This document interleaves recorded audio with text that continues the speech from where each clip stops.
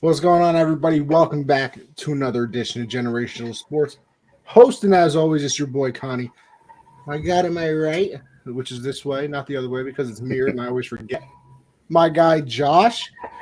We got a Super Bowl champion. We got Michael in the comment section already on Colorcast. What's going on? We got NBA stuff. There were fights this week. I mean, listen, what a weekend to be a sports fan. But Josh, the most important thing, and the thing that I care about most, as always, is how are you doing, my friend? Well, I really appreciate that. I'm doing well. Yeah, it was a good weekend. UFC 271 and the Super Bowl was a good weekend. How are you doing, Connie? Because I also care very much. Oh, you know what a guy. Yeah, chilling. Let me tell you something, Josh. You're gonna have to carry the UFC part of the show when we get to it later on, because you went out Saturday night to the local, you know, club and bar, whatever. Woo! That was a lot.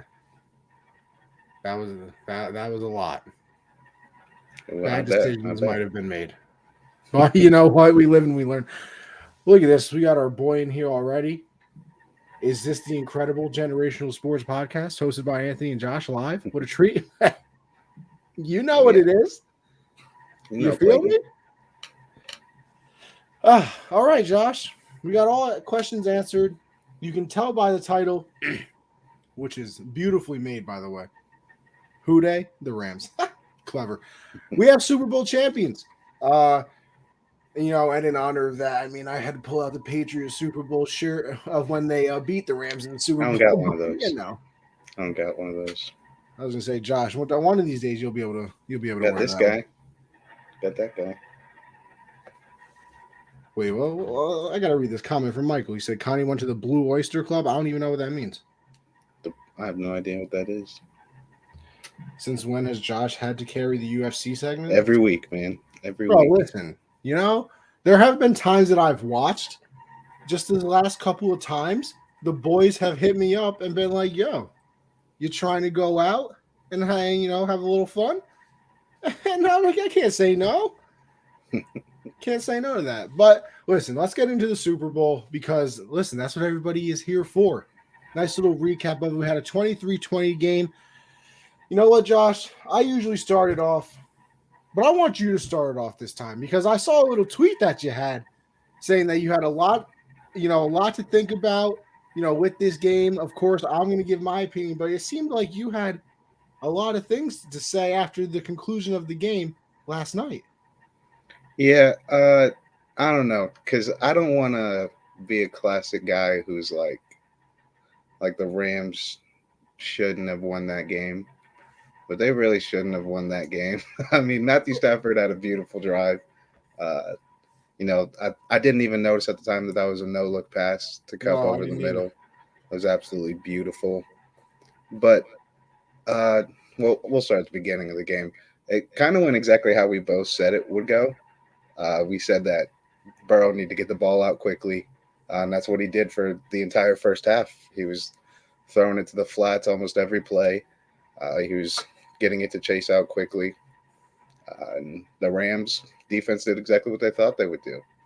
They were able to get the pressure and didn't really allow. I mean, I think the Bengals' first three drives were actually, I think the third drive is when Chase had that catch. So, but the first two drives, they went forward on fourth down the first drive, and then they had a 3-and-out afterwards. So, didn't start well for them. The Rams drove down the field, were able to score, and then after that Chase catch and T. Higgins scores a touchdown. I don't think the Rams came back and scored, but then I believe there was the T. Higgins touchdown. And I get it. Jalen Ramsey didn't have his best game. In the game of all games, he did not perform at his best. I said you wanted them to put, their second corner and have safety help over the top on Jamar. And I said, no, let Ramsey and him go one-on-one. I think it's safe to say Chase won majority of those Yeah. battles, especially that nasty one-handed catch. Was very impressive, but Jalen Ramsey deserves no blame for that T. Higgins touchdown. Missed face mask. Uh, that's not on him. That's on the ref right there. And speaking of refs, they picked very interesting times to get involved in the game. the game-winning drive. Essentially, they decide, hey, we haven't thrown these flags all game. We've been letting them play, but you know what? Right now, we're gonna start. We're gonna start throwing them. I can't remember who the linebacker was that got the first pass interference, but I thought that was great coverage. I thought obviously there was a little bit of contact, but I thought it was great, good coverage against a guy like Cooper Kupp as a linebacker. You got to let him get away with a little bit, and I thought he played great. And then Eli Apple sells the game, which I think we're all happy about. He's Twitter been was getting certainly it. happy. Yeah, it was hilarious. Twitter is tearing him apart still, and I love it. So yeah, Troy Reader. Yeah, I thought he played great coverage there. And then Cooper Kupp does Cooper Kupp things, gets in the end zone again. And then on the other side, the Bengals had like what, a minute 35 to Yeah, score somewhere around there. in the game. Uh, and Aaron Donald just went beast mode on him. He got the pressure, wasn't allowing anything to happen, really wasn't allowing Joe to go through his reads. But that fourth down, I really feel like P. Ryan should have dove for that. I think Joe put it clearly as best he could, doing a 360 going to the ground, put it in diving distance for him, and he just didn't reach for it.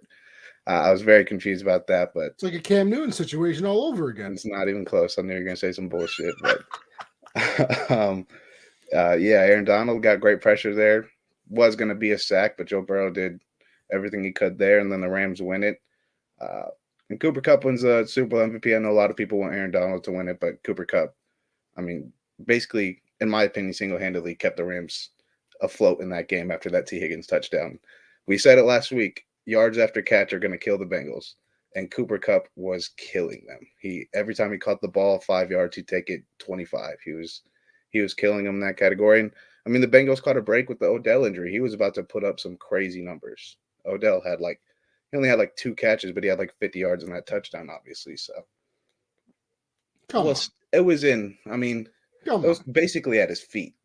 It was right there. All he had to kind of do was extend his arms. But I don't know. It was a tough play for them. But yeah, Stafford, I was impressed with him. I didn't know if he'd be able to step. We've seen him step up in the big games all postseason, but he's also had some really bad moments in the postseason, and I thought we'd see a lot of that. And his 2 picks, I can't remember the second one. The first one I don't think was really a big deal. It No, the was first one was a punt. Yeah, it was 2 minutes left in the half. Take a shot at the end zone, and Jesse Bates just made a good play. What was the second pick? I don't The remember. second one, I believe he threw it to the person that replaced Odell, and it kind of bounced off of his hand. Oh yeah, but yeah, he dropped it. 18 had a bad playoff run, man. He had a bad playoff run. Had that drop touchdown, and then that play. That's tough, but yeah, they got the job done. I think it's pretty safe to say the Rams won the trade at this point. I think it was pretty obvious for all season that they won the trade, but yeah, it's very interesting. And now, I know a lot of people are like, that's it for the Bengals. They're not going to get back, but because it's happened with other teams, but this Bengals team is so young offensively, and they aren't missing too many pieces to be a consistent dominant team in the league. Unlike I was thinking about it compared to the Panthers, we were old. We made the playoffs one time after our Super Bowl appearance. We were old. A lot of players retired. Kuechly retires, and that kind of shuts down the defense. The Bengals, if they can shore up that offensive line and get some secondary help, they're going to have a long, successful future ahead of them. But yeah, I'm happy for the Rams. Happy for Stafford. No, I'm not happy for Von Miller. Hate seeing that man raise that trophy, but yeah, very good game overall. Yeah, for me, I think it all there were just questionable moments, and it's weird because I didn't think that there would be. I think both of these coaches are very good, so there were more questionable moments in this game than I thought we would have because I thought the coaching was at a high level. It starts like that, but that only happens when it turns on. I'm telling you, man, it's so tough to sleep. It wakes me up at 2 Bro, I a.m. literally thought I was just watching the Doctor Strange trailer. It scares me all the time. Well, I actually my soul almost came out of my body right there. I thought, oh wow, okay. But it started on the first possession for the Bengals where it's in my head, it's almost a rite of passage in the Super Bowl for the first 2 drives for both teams to be a 3-and-out. Yeah. Like Yeah. it's basically a rite of passage. What's going on, CJ? By the way, people watching over on YouTube, watching over on Twitch, we appreciate you. Facebook as well. Also, make sure you check out the color cast. Okay, we can't see the comments on Twitter or anything anymore, so make sure you go check out the color cast because then we can interact, we can have some fun, and we can carry on from there. But as I was saying, it was just a little strange to me that you go for on a 4th and 1. And what were they at, like the 49-yard line, Yeah. like their Yeah. own 49? Yeah. So, like, just punt the ball away. You're literally just starting the game. And it's again one of those situations for me where it's like, you get, even if you get that 1 yard, you still have to make another 2-3 plays to even get into a position to score the ball. And I remember, the Raider Charger game, right? And I talked about this as well, where the Chargers went for it on like their own 30-yard line. Like, there's no point in going for it in a spot to me where the next play or two can't get you into the scoring position. Like there was, I don't know, there was just no point to me. And then of course they don't get it, and then the Rams go down and score a touchdown. That was a touchdown to OBJ, the first one in the game. So how do you know that if you don't punt the ball and maybe you put them down at the 5-yard line all of a sudden, and then there's no chance, then maybe they can't go down the entire length of the field and score a touchdown. Now obviously we're never going to know what happened because that's the way it went. They went for it, they don't get it, they scored the touchdown, whatever. And then on the other side of the field with the Rams, it almost flipped for me in what the team should have done. Like Cam Akers was doing nothing. Mm-mm. I think, what did he average? Like 1.2 yards per carry? Yeah, he was getting nothing. Come on, bro. Really? We're going to do this? 4th-and-1 at midfield is the right call to go for. 4th-and-1 is like a 65 to 70% chance to be converted. But you want to punt and totally restart your own 25. Bad take. I think I don't. How'd it work out for him? The percentage thing, like, I don't get that. Like, is that calculating that they're playing the Rams and they have the worst offensive line, arguably? Like, in the Super Bowl, where everybody's probably nervous. Yeah, yeah. And your first drive, I mean, your first It's drive, you don't the have first any drive of the game. No momentum, nothing in groove. I mean, yeah, I don't know. I get going for it. I just think it's a bad call. I just think you don't do that early in the game because you don't need to. Was that the one where he tried to pass it to Chase over the middle of the field? I can't. I think so. And then it got knocked down by the guy that was running out to go cover the running back. No, I think that was earlier in the drive. I think that wasn't that play. I can't remember. I don't remember what they did on the 4th-and-1. But no, that was a different play where that was a bad read by Joe on that play. Oh no, absolutely. The running back should definitely just thrown out to the flat. Easy first down. Yeah. And then I guess for the rest of it, it was kind of like I said, it almost should have flipped of what the Bengals and the Rams are doing. Cam Akers was averaging like 1.2 yards per carry or something like that. They're doing absolutely nothing. And it kind of did change, though, I will say, when OBJ went down and got hurt. I mean, I guess it came out today that he did tear his ACL. So, I mean, that's terrible for him. I think it's the same knee, too. So that's 2 ACL tears in the same knee within the span of 16 months. He also had that ankle injury. So you just kind of start thinking, what's his career going to look like from here on out with all those injuries. Zach Taylor went Pete Carroll and forgot he had a top 5 running back. Don't worry, CJ. I'm going to get to that one. I'm going to get to that one as well. Because like you said, CJ, the Bengals were running the ball kind of effectively. Like they were doing a pretty nice job of it. I remember, CJ, I don't know if it was on the Hard Count Me and You or on this show, Josh, where I said I think that they should try to run the ball a little bit because if you're the Bengals and you're all of a sudden just going to drop back every single play and just let the Rams full on rush the passer, you're going to have a very bad time. Well, guess what? And then somebody told me that that's wrong. Running the ball is a waste of time. Guess what? You saw what happened when everybody knew that the Bengals were going to pass the ball. Did you know, Josh, that in the last 22 pass attempts that Burrow got sacked 7 times? 7 times. That was tough. In his last 22 dropbacks of the game. So when you know you got to pass, and Aaron Donald can just say, "Screw it, I'm not stopping the run," and Von Miller can say, "Screw it, I don't got to set the edge." You kind of run into a little bit of trouble there when you got no offensive line. But the Bengals were kind of running it effectively, and then they didn't really do it as much as I thought they should. The Rams couldn't run the ball, and they kept doing it, which made no sense to me. And then we also get to all right. So I guess we'll go it this way. The Rams go down. They tie the game. Like you said, I don't know. The refs did not call anything all game. And it was beautiful. It was beautiful. It was. It was.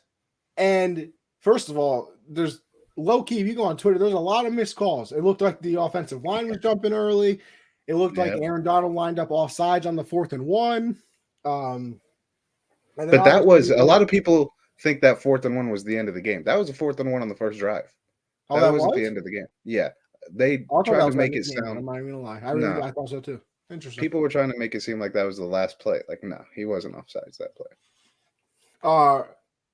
So there's the missed calls there, and then like you said, in my head, I really do wonder that if the greatness of Kupp got him that call. And hear me out here. If I'm a referee and I'm looking at Cooper Kupp and there's a linebacker on him and he's draped all over him, in my head, I got to be like, there's no way that he's actually covering Cooper Kupp right now. Like in the ref's head, there's probably a little thing in the back of his head saying, there is no way in hell that a linebacker is covering Cooper Kupp right now. I've seen him play this year. Man won the Triple Crown. You tell me a linebacker can cover him?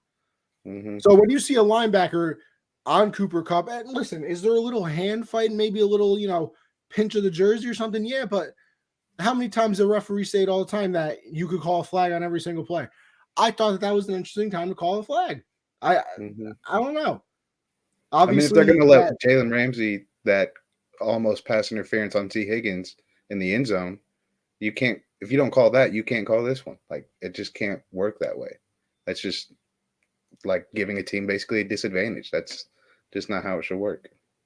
And then, of course, I do also understand if you're a Bengal fan, I guess you have the right to be upset because I would be too. But like you said, you did get a free touchdown on the Higgins one because of the face mask. I mean, it was literally a free touchdown. Yeah. So it kind of almost offsets itself. And then we'll go to the 4th and 1 play. Or actually, no, we'll start the 3rd and 1 play. Listen, I've had my conversations back and forth about Joe Mixon. What is he this? What is he that? This year he was unbelievable this year. Really was a really good running back this year. And even if it wasn't this year and it was in the years past, you're going to sit here and tell me that Samaje Perine on a 3rd and 1 call is going to run it up the middle instead of Mixon? I'm good. How do you not have Mixon take it up the middle? Or do a different play or something? Because Perine's in there to catch the ball. That's usually what he's in there for. So maybe, in the Bengals' head, they're saying, oh, look, Perine's on the field. They're going to think we're going to pass, and then we're going to run it up the middle. But I don't know. There's no way. And then on the 4th and 1, Mixon wasn't on the field again. Yeah. So I don't understand how the 2 most important play calls of the entire year, you didn't have your number 1 back in. Because obviously he's your starting running back. How is your second string running back in the game? Like, I'm not even mad at the 3rd and 1 run play because, like I said, they had been running the ball pretty effectively, and they were also running the ball pretty effectively with Joe Mixon. Yeah. And my other thing is, it's not like Mixon is some terrible receiving back. It's not like he's going to go out there and drop passes all the time. I think he had over 25 yards receiving in his last 4 games. That was one of the prop bets everybody was saying to take. By the way, I did win $60 last night, as I should. But I just didn't understand. I didn't understand that. And then the 4th and 1, now everybody knows you're going to pass. You were obviously going to pass the ball in this situation. And I almost understand having an empty backfield because you want as many options out there. Hopefully a quick pass gets you the yards and you move on from there.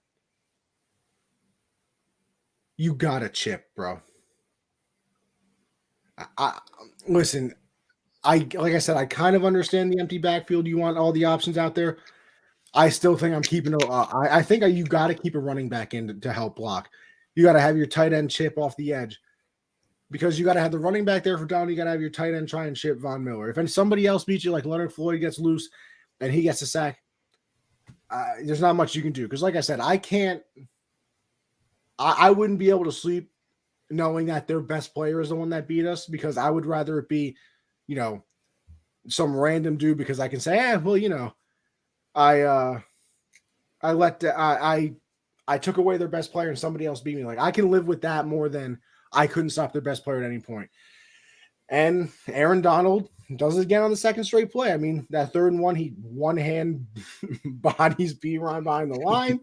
And then that 4th down, it was exactly the Jimmy G play. It was literally the exact same thing that happened to Jimmy G. So Rams end up winning on that one, but I didn't understand the 3rd and 1 without having mixing out there. I didn't like the 4th and 1. And here's the other thing too. Was I watching a different team? But didn't the Bengals always run screen passes? Yeah, they ran a lot. Yeah, did they against even the Chiefs? It worked so well against night? the Chiefs too. It worked so well against the Chiefs, and then I don't know why they didn't go to it at all. I don't remember seeing one screen. I was gonna say I don't think I saw one screen pass in that entire game. There was one when Jamar Chase went in motion and caught that one-handed, but that wasn't even that was kind of a screen. And almighty Josh, the Prophet Bengals let me down. Odo got a participation ring. No, Odell earned that one, bro. Odell earned that one. Yeah, is it bad of me that I don't understand why everybody's so happy for Odell? It's because you don't like Odell. I don't dislike him. It's just you do dislike him. Don't lie. You dislike him. You talking shit about that man all year. Year. How is it talking shit to say that Baker and Odell didn't work? That wasn't talking shit. No, you weren't saying that. Yes, I was. You want to go? You were talking shit about. I'll stop the show right now. Share the screen. You can say they don't. You didn't. You did say that, but you didn't stop there. You would keep going on why Baker sucks and why Odell sucks and why it doesn't work together because they both suck. No, it didn't work together because Baker was scared of Odell. That was either way. I think you're not a fan of Odell. I think that's safe to say. Yeah, because you're not even happy the man just won a Super Bowl. No, I just don't because people are putting it on the same level as like Stafford and Donald, and I don't understand that. Well, it's not. I think they all deserve it, and I'm happy for all of them. I wouldn't even say there's levels to it. I think they all earned it, and they all deserve it. There's rankings here in the happiness department, Josh.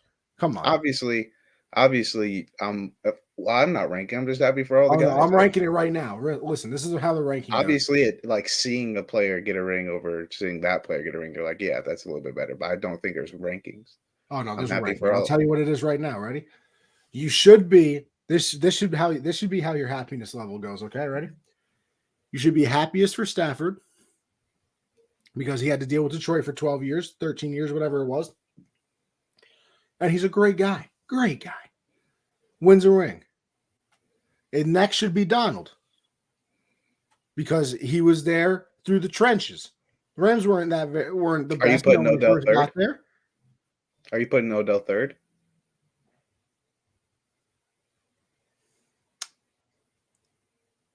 Because if I'm ranking, I'm not. Andrew Whitworth is definitely third for me. That man. You know what? I forgot about Whitworth. All right, now there you go. Now I'm going with him. Man's 40 years old. Still and the one guy I'm just like, wow, he's lucky is Eric Weddle. Like, are you kidding me? Eric Weddle don't even deserve a ring. He shouldn't be allowed to wear one. Ben does not deserve a ring. Clay came out of retirement for 4 games. Crazy. All right, come on. He tore his ACL. That he re-injured his leg. Has to sit out the rest of the game. He tore his ACL again. Around the sidelines. Oh, Vic, listen, I'm here with you normally. He tore the ACL though. Yeah, come on, bro. He was balling out. He could have went back into the game. He was balling out that he was gonna have a monster game, dude. Oh no, he was gonna have 150. Yeah, he might have stole that thing from Cup if Cup didn't put up monster numbers. He was balling. So we got Stafford, AD, Witt, Cup, and OBJ. I'm putting OBJ. Well, see, that's why I'm not ranking them. I'm so happy See, for all these I'm guys because happier they for all Ramsey deserve it. too than OBJ. I'm happy for all these guys, all right? And I'm not ranking shit. All right, they're all deserving. They all been through hell Robert and back. Woods deserves to be on there, even though he Hell didn't yeah, technically Robert play in the Woods. game. Hell yeah. Robert Woods, he was there in the trenches as well. He had to catch passes from There's just one guy I'm not happy for, and it's Von Miller. I'm just not happy for Von Miller. See? But I am. I shout out to Von Miller for dedicating that to Demarius Thomas. That's dope. I like. I didn't that even a see lot. that. Good for him. Yeah, after the post game, he said that was for DT. I fuck with that, but still mad at him for killing us. Let's see. Odell was going well over 100 if he didn't get hurt, but that just isn't too obvious. Yeah, I mean, he was having a big game. He was going to end up having a very big game. Every move the Rams made, giving up draft picks, paid off. You know, that's the other thing. I really do wonder if this leads to that. Like, are teams now going to be like, listen, buddy, we like what do the Browns do now? What do the Browns do? I think so many teams are going to try this. Like if you're the Browns, you gotta have a foundation, and I do think the Browns have a foundation. That's what I'm saying, right? With like Myles Garrett, Denzel Ward, and guys like that. So I get them if Deshaun Watson would not be a bad pickup in Cleveland if he plays. That's what Russell I'm saying. Wilson. So I could see it happening now because it worked. A lot of people didn't think it would work. They're like, "Oh, you have no draft picks, you have no futures." Like, but if we get a ring this season, it doesn't matter because who knows if those draft picks would have helped us get a ring. Well, that's what I'm saying because, like, for the Browns, like you said, we'll use them as the perfect example. You have your Jared Goff right now, probably in Baker Mayfield. Now, I think Baker is better than Jared Goff, honestly. I really do. But you're going to sit here and tell me that if the Texans were like, yo, I need 3 first-round draft picks and Baker Mayfield, and you got Deshaun Watson, you wouldn't take it? I would take that, and I wouldn't even – I might sweeten the deal, but I'll be like, enough time to listen. The minute they said 3 first-round draft picks and Bay, like just the BA part of Baker's name, I would have already said yes. I wouldn't even let you finish the sentence. Honestly, I think the Browns are, you're right, they're the perfect example. But, if they're going after Deshaun Watson, I think I might want Brandon Cooks in that deal too. I mean, that might be something I'd want. Make it a package deal, I think that'd be awesome. And also, things in there. I don't think first round picks is getting it done anymore then. I think you're going to have to throw you're going to need a couple seconds in there. You have to throw in a couple players there too, honestly. Yeah, but you also got to think like the options that the Rams had. Getting Odell and Von Miller in the same season, insane. Like that doesn't happen that often. A quarterback like Matthew Stafford isn't available that often, although this day and age it is. But you look at a guy like Odell and a guy like Von Miller, like it's very tough to go get those guys. And they got Odell for nothing. He just signed with them. And the Von Miller trade, I don't think they really gave up anything either, was it? Like maybe one first. Von Miller, I don't even remember what they gave up. What was it, like a second? Was it a second? I don't remember. It was like a second or a third because I feel like it was a second though because people looked at it and were like, there's no way you overpaid for Von Miller like that.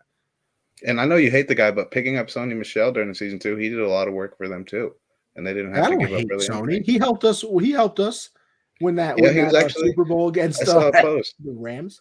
I saw a post about like leading rushers for teams in the Super Bowl, and Sony Michel was the leading rusher for the Patriots and was also like the lowest paid running back over the past 10 years. To Super Bowl. I was like, hey, baby. It was a second for Von. That's what I thought. All right, but I want to get to a question in the color cast because listen, you can sit here and nitpick the Super Bowl, the game itself, all you want. Listen, questionable calls by McVay. I thought he stuck with the run way too long. I didn't like the third and one call or the fourth and one call by Staley. No, that's not Staley. Jesus, who's the Bengals head coach? I can't think of his name now. Zach Taylor. Yes, there we go. Zach Taylor. Stupid. So look at me, dumbass. I didn't like the calls by Zach Taylor. I thought I agree with you. P. Ryan could have dove for the ball, pulled a little Cam Newton. But I want to get to a question in the color cast, and technically, it's like the last question on our list here, but it's about the Bengals being back next season, right? And what do they do with the offensive line? Let me tell you something. All right, listen very closely. They have $66 million in cap space. Now, they do have some free agents. So maybe if you want to pick through that list, get some free agents back, go ahead.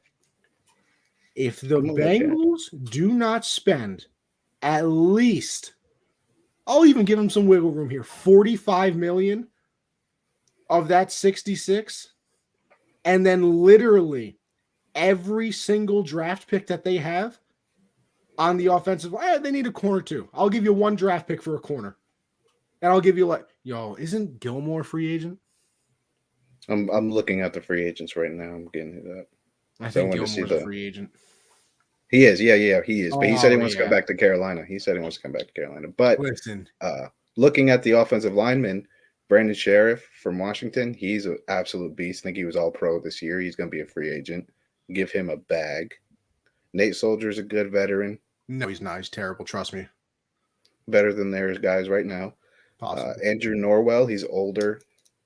Teron Armstead, he's still decent, I think. Actually, I don't know. Well, you also got to look through the list, and this is before franchise tags and everything. Anyway, listen.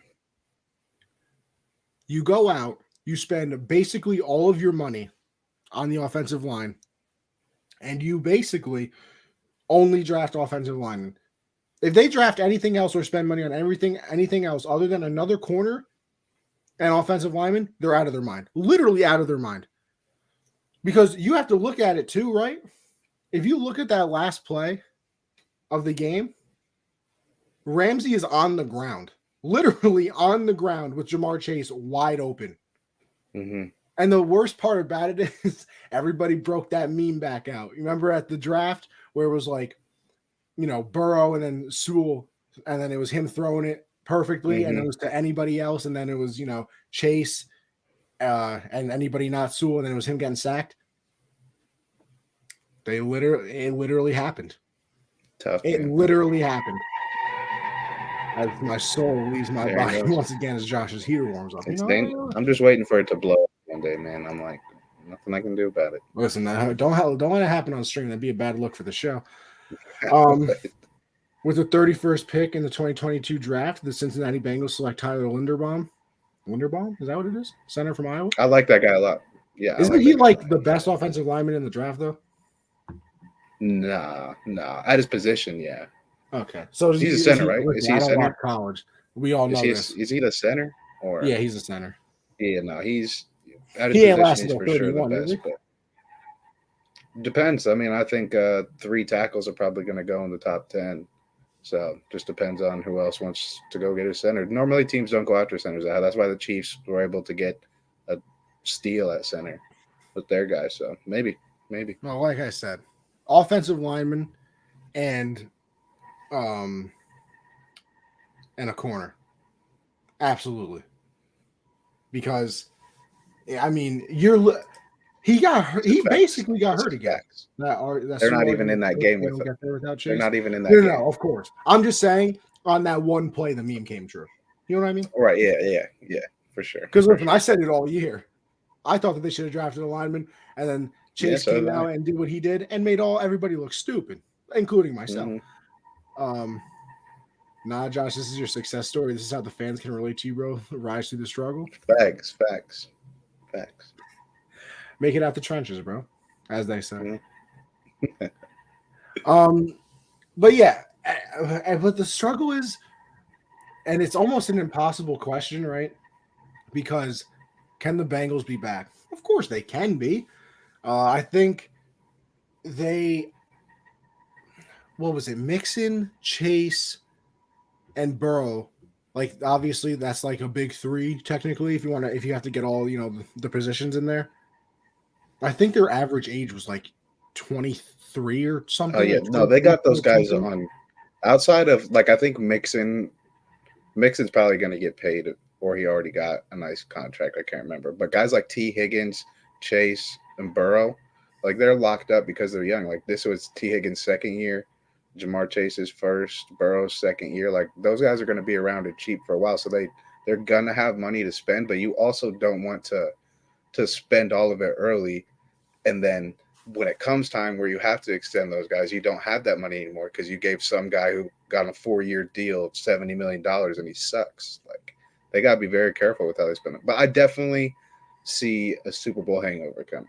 I for sure see that. I mean, this Yeah, year I was don't think they're just back. What's going spectacular. on there, Luke? Former guest of the show, former co-host of the show when Josh was out. Shout out to you, Luke. Shout out. Luke, how you feel that Matt Stafford, bitter rival of the Packers all those years, has the same number of Super Bowl rings as your boy now? Just saying. Man, Just I think that's so stupid though. I hate that. And did you know that I think Stafford, how many MVPs Stafford got though? Well, I mean, how many of them? He was on Detroit. How many MVPs he got? Huh? You know what? Same. You think Rodgers is in LA this year? They don't win it. Of course. I knew you were gonna listen, Luke. I have to. It's okay. I gotta make you suffer a little bit. My boy retired. I mean, tears. Yeah. Well, retired. I mean, he keeps saying might come back. Tom, listen. I'm saying is he plays twice this year. I'm sure he likes our weapons. And we like CMC. He's got look a at nice you. place in Look at you trying to get Tom to come to your team. Hey, he looked good in that powder blue. Actually, powder blue is one of my favorite colors. I would buy a jersey. I would. Why not? Like whacking the Cowboys on those contracts. Yeah, I mean you got to be careful when you have that much money and you have good young pieces. You got to be careful what you do with that money. You know what? Luke is actually in the group chat that I set it in. I have a group chat with like people that I went to school with that we've had for probably 5 years now, called ESPN Walkill Edition. And I always said that like the Chiefs better win that Super Bowl against the 49ers because after that they were going to have to pay Mahomes and you can't be as good. They haven't won another Super Bowl since then. I mean, did they make it back? Of course they did. I didn't doubt that, but they ain't win another one. I'm just saying.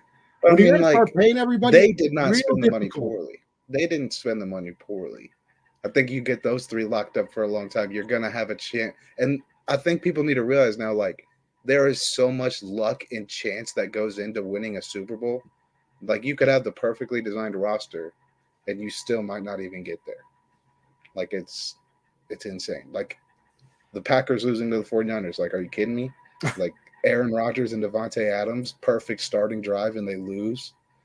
Like, it happens to everyone. But, I mean, man, I hate this Chiefs talk. Like, come on, bro. They're going to be in the AFC Championship game and compete for titles for a long time. Brady didn't make the Super Bowl for another 10 years. That's what I'm saying. Like, the question, will the Bengals be back, is like, what do you mean by back?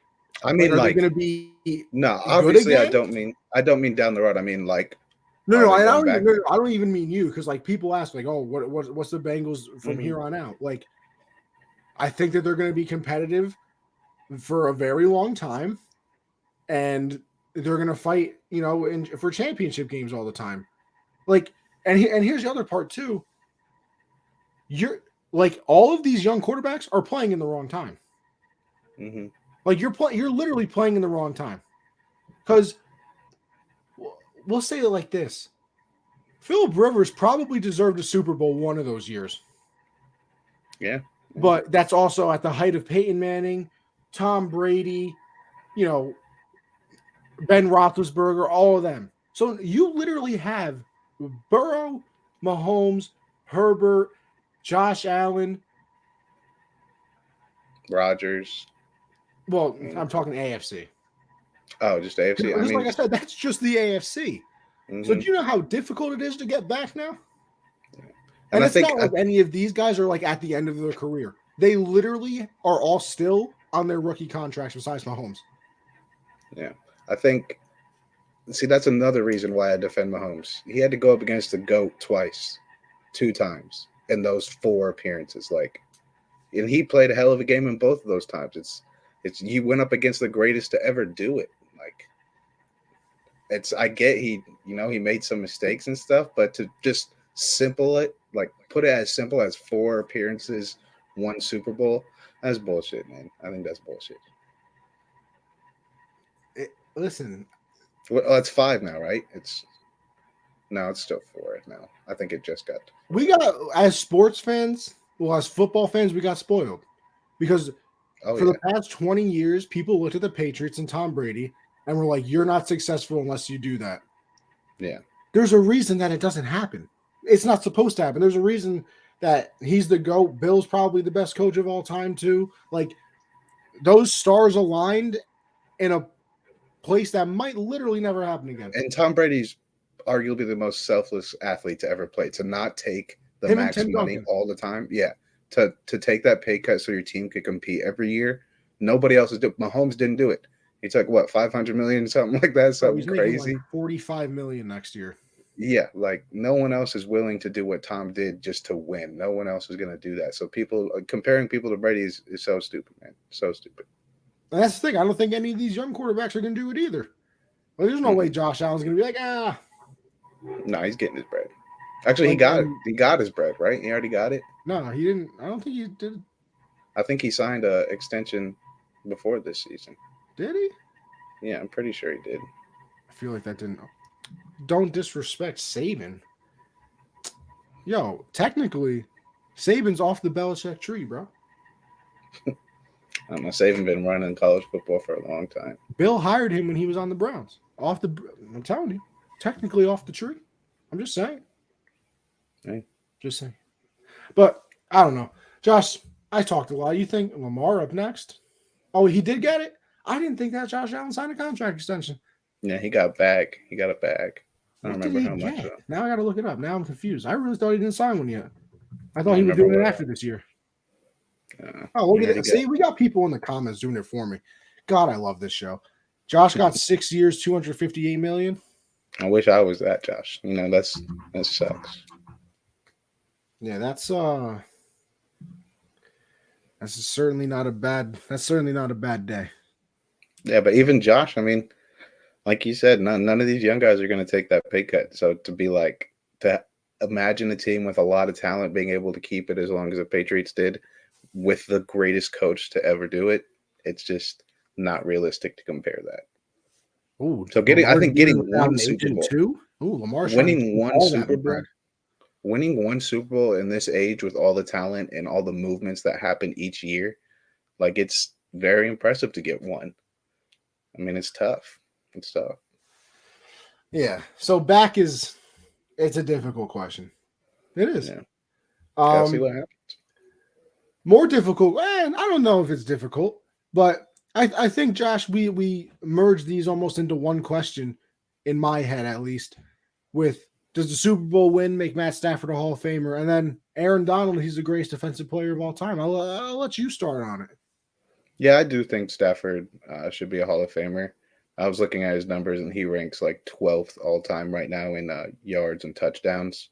So that's pretty high up there. He'll probably finish top 10 when it's all said and done. Got a Super Bowl ring, multiple-time Pro Bowler. I think he should be. I think he's had a strong enough career for it. I think there's a lot of guys that, you know, don't have those accolades that are in the Hall of Fame.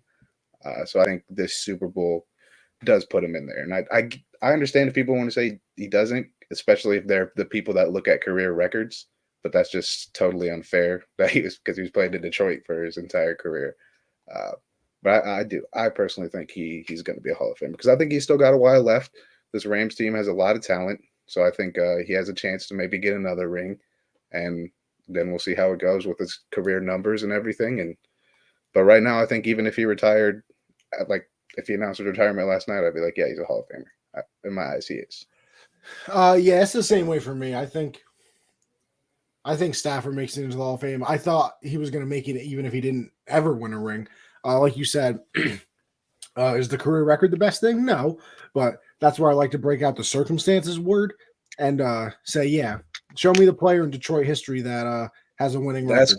That's crazy that you do that, but clown Cam for not having back-to-back winning seasons. That's crazy. Listen, Cam was supposed to. I thought Cam was the greatest thing ever. I thought Matthew Stafford's a Hall of Famer. He is. Cam's not. I hate you so much. Cam's mid at best. Anyway, yeah, like you were playing. Like I said, you can't find a Detroit player.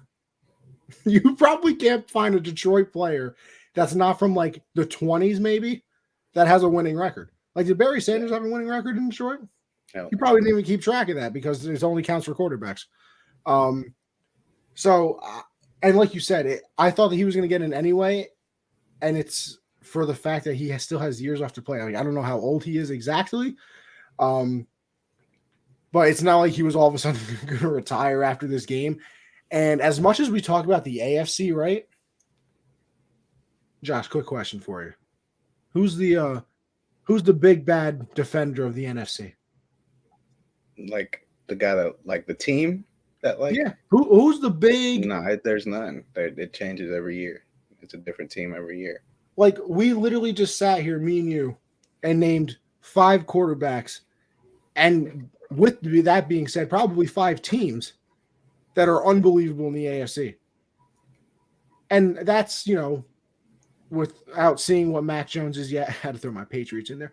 Because you don't know what they'll turn into. What if the Dolphins get Deshaun Watson?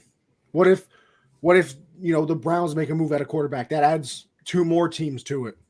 Mm-hmm. What if the Steelers add a quarterback that's actually, decent? That adds another team to it because their defense is good. They got some weapons.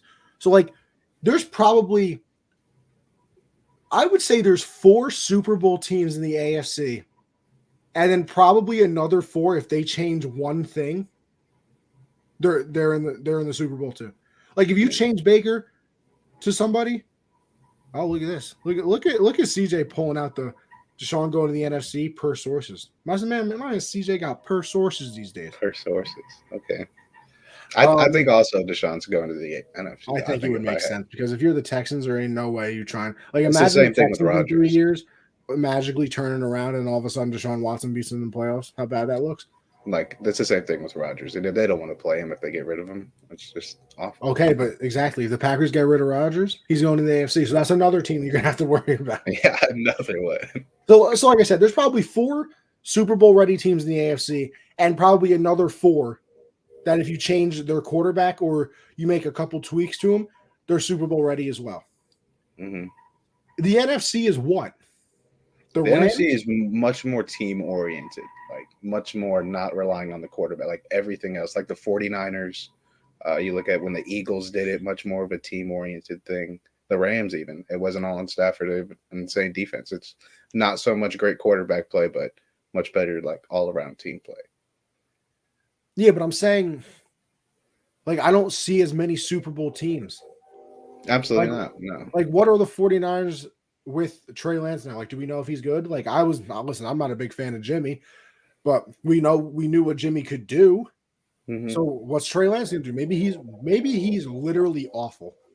Or like, maybe he's going to have 4 rings and 4 MVPs. We don't know yet. We didn't see enough. We didn't see too many question marks in the NFC for me. I mean, you look at the quarterbacks in the NFC. We think Aaron Rodgers and Russell Wilson should be running it, but both of them shit the bed this season. So it's like they're not there anymore. Is terrible. Exactly. So he can't carry them. But if he's supposed to be that guy, he should be doing it like he did the year prior. But I just think there's too many question marks in the NFC compared to the AFC. I think almost every team in the NFC is like, especially look at the Bucs now. The Bucs were going to be this powerhouse. Brady's gone. Who's going to be their quarterback? Is Aaron Rodgers going to be in Green Bay? Is Russell going to be in Seattle? I did hear that the Bucs were making a push for Deshaun. I heard that too. I mean, it makes sense. Interesting because they got a good roster. They just need a new quarterback. Like that's all it is. See, Josh. Once again, you'll be happy here, Cody out here, who's commented a lot in this color cast, by the way. So we appreciate you, brother. Said Panthers. I bet make a strong push for Watson. Those South Carolina Clemson connections. I hope, man, but I don't know any quarterback that wants to come play for Matt Rule. Don't know. There's one out there. We couldn't even get Pep Hamilton for an interview because of Matt Rule. Who? And Sam Darnold. The Texans passing game coordinator last year, who's now their OC, didn't even want to interview for our OC job. Yeah, that's not the best look. But we got Ben McAdoo. Hey. Ben McAdoo is the last coach to lead the Giants to a playoff appearance. I think he's one of those guys where he's not a head coach, but you put him as a offensive coordinator, defensive coordinator. He's a genius. You should be very excited then. No, I'm not excited because it's still Matt Rule. If it was Ben McAdoo and someone else, I'd be like, let's get it. And then for Aaron Donald, but actually, my whole point of that whole entire rant was that the Rams are probably going to be back in an NFC Championship game next year. Yeah, I mean, Because they there's don't have to literally really reach. nobody out there that's like an unbelievable team, and you still have Stafford. You're still going to have Donald. Because You listen, get Robert Woods back. exactly, you get Robert Woods back. You got Cup there. Cam Akers is going to have a full year this time. Mm-hmm. Like the Rams are going to be fine, and I don't see like some other team all of a sudden But coming out that of left nowhere. tackle position, is going to be huge because I think Whitworth might call it a career. Yo, he's so good though. Still, No, yeah, it's like that Brady situation. Like, why would you? yeah. I wanted to ride off in the sunset though. Got the ring. Let's call it a day. You know, it wouldn't be the worst. Wouldn't be the worst life. And then Aaron Donald, best defensive player ever. Which, by the way, we got to focus on this first. Donald said he wants to retire now that he has a ring. I'm not Bro, if buying it. Aaron Donald retires, shocked won't even be the word. He's 30. Some Andrew Luck type shit. Like you are in your prime. You are the best at what you do. You can't do this. Bro, he's 30, has 3 defensive player of the years, 7 straight first team all pros, 8 Pro Bowls, Super Bowl Coming off a champion. ring. Coming off a ring. Come on. You can't do this, Donald. Can't do it. Like there, first of all, so no, I don't. Oh yeah, that was the other thing too. That McVay's going to retire and go into broadcasting. Who? Like what? Where'd you hear? Who said that? Oh, you haven't heard that? No, I only heard the Aaron Donald stuff. Oh no, that's been all over the place, bro. That like that McVay has We been don't got to thinking talk about about Luke. retiring. We don't got to and blah, talk blah, about Luke, right? We didn't. I mean, we didn't put enough talent around him. It's not fair. He had to make every play. I mean, who else? You know, 30 is that magic number though, because isn't that when Calvin retired? Yes, yeah, I think he was like 30. I think Barry retired at 30. Yeah. That's when you start thinking like, damn, I'm 30. I mean, do I really? I got millions of dollars in my bank account. I could just retire right now, and I accomplished a lot already. 7 All Pros, Super Bowl, Defensive Player of the Years. Yeah, come on, CJ. We don't got to talk about the Panthers. All right, it's not. We can wait till next year. I don't want to talk about them. No, I don't know. Like he's not. Well, whatever. He's not going to retire. But the question is, greatest defensive player of all time. I don't know. I don't know. If we're going off numbers, he's still got. I mean, Lawrence Taylor, and I don't think sacks mean everything because a lot of people look at that number for everything. But sacks wise, he's Lawrence Taylor is like 132, and Aaron Donald's got like 98. So if he were to retire right now, it's a pretty big gap. And I think right now Lawrence Taylor kind of still has to be. It's kind of unfair though because Aaron Donald, you couldn't ask for a better career than what Aaron Donald has done. But Lawrence Taylor was just that good that it's so tough to catch him. I mean, I wouldn't even argue if people say he is the GOAT defender because it makes sense. You look at his numbers, you look at what he's done. But I don't know. It's tough to say somebody's better than what Lawrence Taylor was. That's tough to say. I was listening to Steve Young talk today. He gave an interview and they asked him, you know, is he the greatest defensive player of all time? And he said he's in the conversation, though. He said that I think he had Lawrence Taylor and Reggie White ahead of him. And Reggie White I get to. That's the thing. Like, Lawrence Taylor literally changed football. Yeah. Like, Lawrence Taylor changed football to the point where, like, having a left tackle was like, oh, yeah, okay. I guess we need one. And then it was like, if my left tackle is not the best player on my team, I'm going to die. Yeah. Because Lawrence Taylor was coming off the edge and just absolutely killing people. And then, I mean, you get into Reggie White, who was literally bench pressing people off of the line of scrimmage. You know, different type of animal. Like, I think he's in the conversation. I think he's top 5. I would put him top 5 already. And like I said, he's at 30 years old. I don't think he should retire yet. So he still has, kind of like Stafford, he still has, you know, some life left in him. Now, let's see. We got LT, Reggie, Prime, and AD. That's your Mount Rushmore? That's what I was thinking, too. That's probably mine. That's what I would. Yeah. Because Deion's got to be up there. And then I think it's just Pat. Because you could put, I mean, I don't think there's a linebacker. Well, LT was kind of a linebacker, but I don't think there's really a linebacker that's really on their level for as long as as if his linebackers kind of retire a little bit Unless you earlier. put like Ray up there, and That's what I was thinking. I wanted to say Ray Lewis, but the only person I'd replace him with is Reggie. Like I'd have to swap that, and I think Reggie White is probably a little bit higher than Ray. and then I mean, do you want to throw a safety in there? You throw somebody like Ed Reed or a Ronnie Lott in there, or I don't know. That's tough. Mount Then you got Rushmore is always difficult. when it comes to like secondary. I think it's so tough to do that when they played back in the old times when people were throwing 19 passes a game, and that was a lot. Like they didn't really have to do as much, but Prime made it look like they threw 40 imagine times. Though? Can't you kind of do it the same way with LT and like Reggie, where it's like they were only throwing 19 times a game and they were still killing people? Imagine if it works in the advantage for the pass rushers. Yeah, I was going to say, imagine if they played in today's world where everybody was throwing the ball 75 times a game, and how much better they would have looked. Yeah. Yeah. And that's the thing. That's what for me, exactly what CJ says right here. Defensive tackle is tough to get sacks. Oh, yeah. That's what puts him so high on the list for me. It's like he's dominating from a position you really shouldn't be dominating from. That's like a run stopper. That's what D tackles normally are. You're not supposed to be the guy that gets the pressure, but that's what Aaron Donald does. He's like Sapp minus the fat. Man, Warren Sapp is a crazy man. He's a crazy man. He really is like Sapp minus the fat. And like, you just substitute the fat out for absolute body muscle. Yeah. Yeah. Like he is a strong individual. Yeah. But I don't know. I'd probably put him top 5. Yeah, he can get there. I do think he has a chance to pass LT, but you can't retire at 30 and do that. You just can't. Because you haven't even started a movie. I mean, Lawrence Taylor was great in Any Given Sunday, so he's got to do that too. Wait, what did you say? I missed. I was changing the channel. He's got to be a movie star. Lawrence Taylor was a movie star too. You know, he did it all.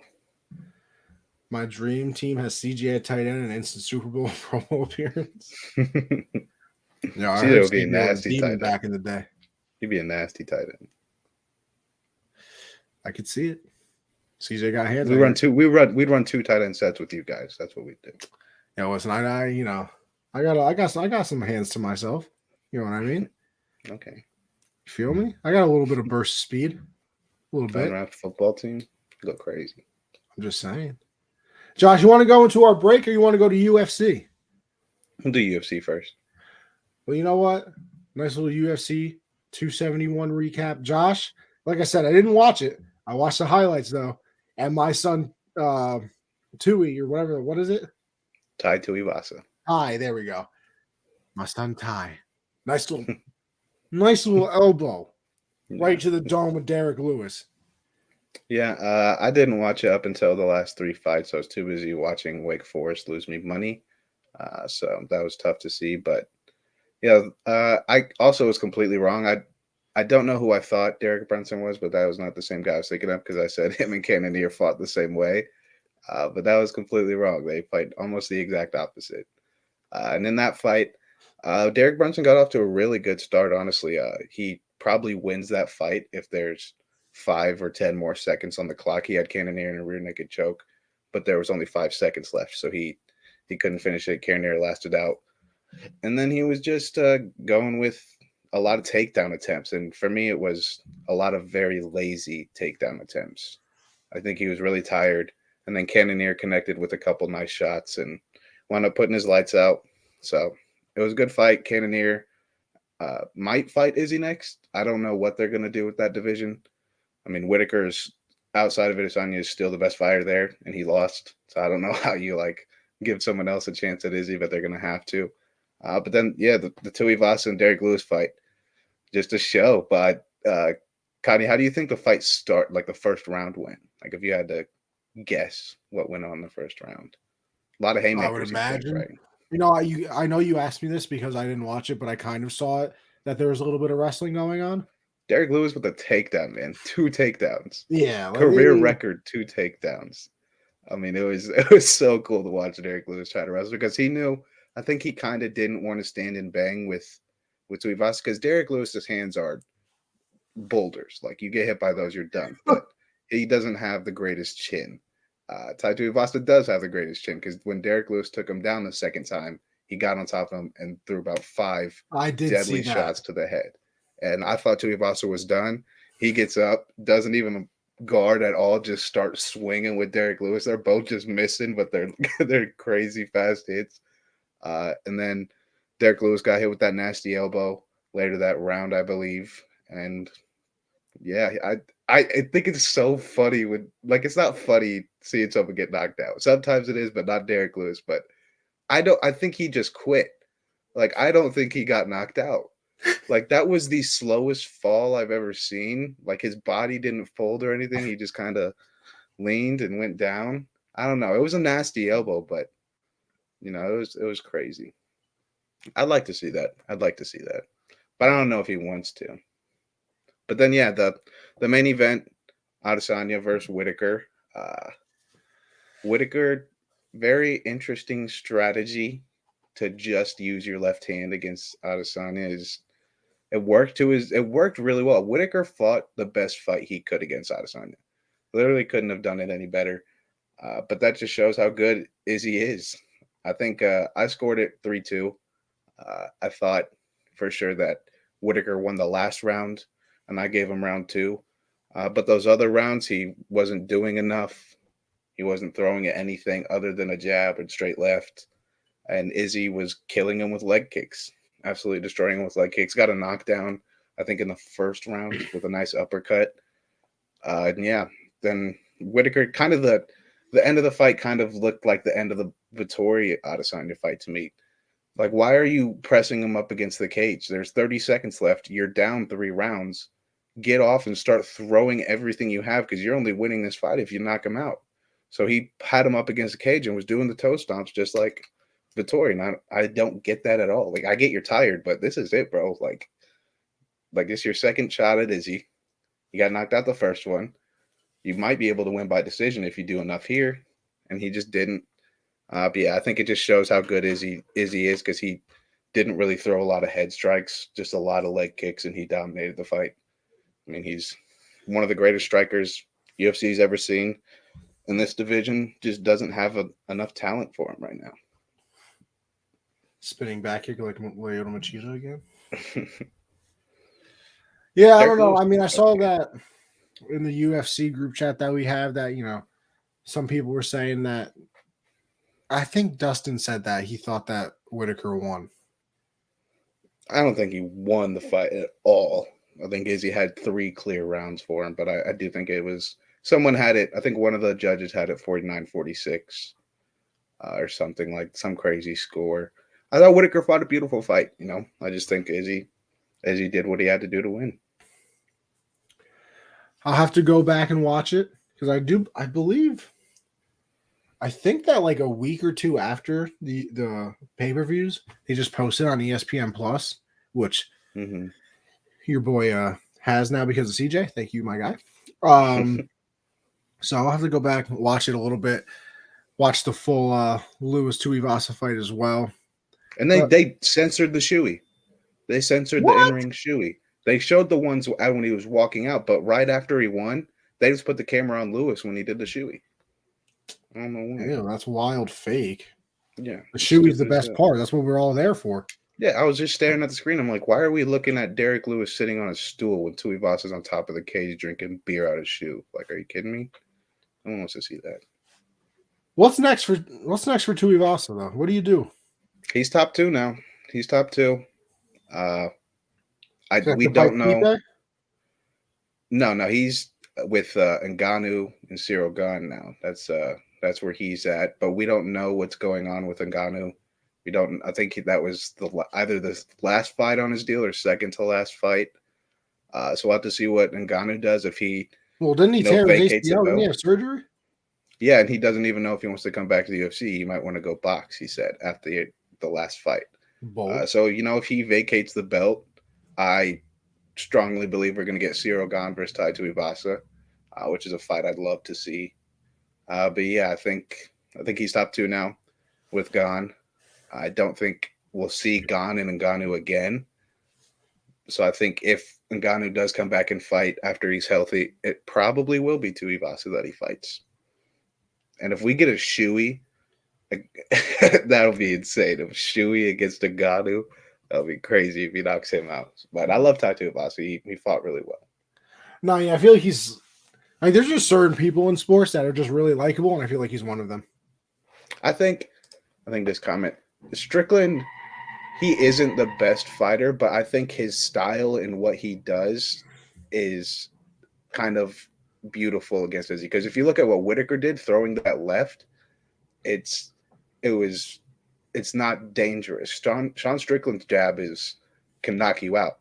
And I know Izzy has great head movement, but I don't know. I think Strickland, Chimaev probably is a better matchup. We'll have to see what happens with all that. But I don't know. I think Strickland should get the next shot, but it'll probably be Cannonier, and then if Strickland wins again, it'll probably be him. I think Strickland, to me, has the best shot at it just because he's a fucking psycho. I mean, he talks shit. He talks mad shit. So, and he likes to get hit. He's crazy.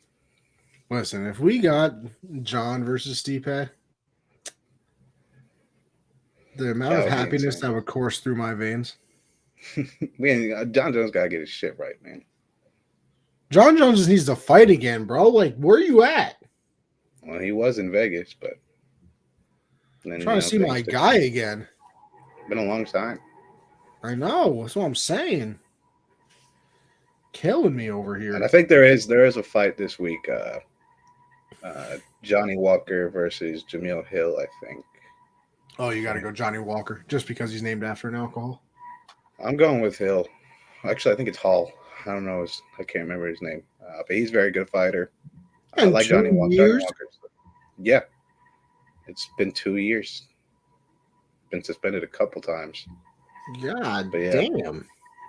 I didn't put the fight on the dot because I don't know enough about these guys to say anything. And I know Connie just picked the guy because he likes his name, so he doesn't know either. So, yeah. That's how you win out here. All right. Listen, how about we go into our break, Josh, before we go give a nice little deep dive into the NBA? Because listen, people, football is over. This show now turns into some segments, some NBA. Listen, don't worry, we ain't going nowhere. We're well-rounded around here, okay? Me more than, Josh, because I'm a little heavier, so I'm all really, really rounded. I'm pretty round. Pretty round. But it's all right. So, Josh, I know we got two things for the break here, and we'll start it off with the Bobba Fett finale. Now, Josh, me and you, I seem like are avid defenders of the show itself. And maybe it's because both of us are kind of easy to please when it comes to this stuff. I had no problem with it. A kid I work with hated the finale. Hated it. Me had no problem with it. Why didn't he like the finale? What? Why didn't he like the finale? I don't think I've gotten a true 100% reason why he hasn't, but I do know, of course, hot topic, that he didn't like the spin that the one guy did. God, I hate people that are mad at the spin. Yeah. Spin move was, first off, it was badass and sick. Are you kidding me? 360, shoot a guy. And second of all, there have been so many iconic scenes in Star Wars where a spin move has happened. Maybe it looked cooler, like when Palpatine got attacked by Mace Windu and them, and he jumps in the air and does a tornado thing. Oh, that was spinning. Fun. Star Wars is all about spinning, okay? That's all it is. Listen, the greatest lightsaber duel in the history of the franchise literally has a 5-second part where Obi-Wan and Anakin literally just spin their lightsabers like this. I don't want to hear nothing about spinning. Come on now. That's to complain about that. We're just talking about Star Wars too. We're talking about people that use the Force and light sticks to fight each other. Someone was like, you just watch a show about a man in a tin can and a flying green guy and a baby green thing. And they never talk about Cad Bane. They were like, someone put a Sour Patch Kid with a hat on. And I was like, and you're complaining about a spin move. I was like, yeah, come on now, guys. Come on. I liked it though. We got to see him ride the Rancor. Oh yeah. But I said that's my one complaint about it is I said last week, I was like, if we just see him ride the Rancor, but we don't get the training of riding the Rancor, I'll not be happy. We didn't get the training because come on. I mean, Danny Trejo, he shows up for one episode. Like, are you kidding me? I wanted to see more Danny Trejo too. He was cool. Yeah. You're not wrong about that. I did think that we would see, maybe a little bit of a montage. Just a little something. And like, I don't have a problem. Listen, the entire thing was action based too. Yeah, Like, but rest in peace, the boy Cad Bane. Just I was wondering how tough you to felt see. about that. I mean, because we'd never seen his death yet. Like a lot of these characters, and a lot of characters in movies and shows, we know how their deaths go, and this is just prior to that.